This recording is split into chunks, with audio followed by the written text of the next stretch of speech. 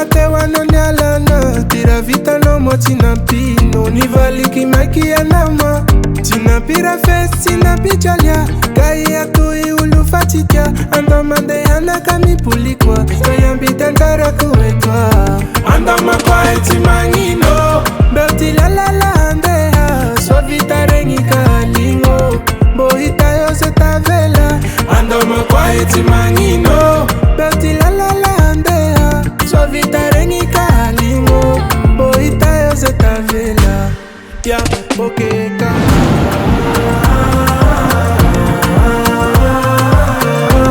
Zakwa Fatima Efa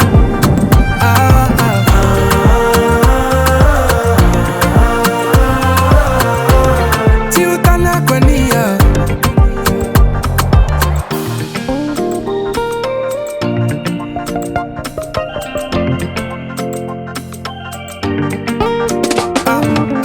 Fumbano, si tantico, ano avela kofa, makararifo. Si tant kurana tonoe, si tant kurana tonoe. Banana tena ziovu la futi feka hivi futi mbakeli na mira temura mi vali kiluko.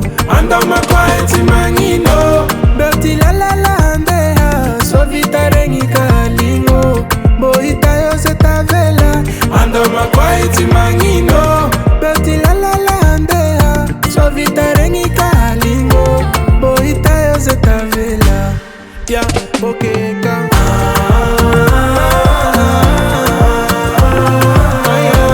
Zakwa Fatima Efa Zakwa Fatima Efa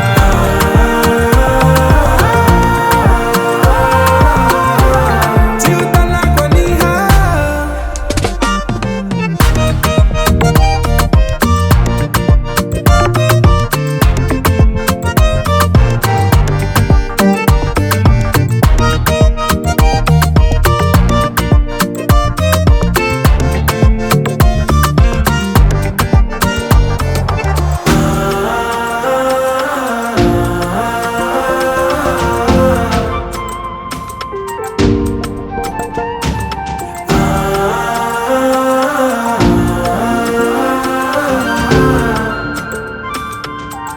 Andama kwa Tsy Magnino umetuchanuze tsitamara kimya la sisa fulo zohila hafa kwa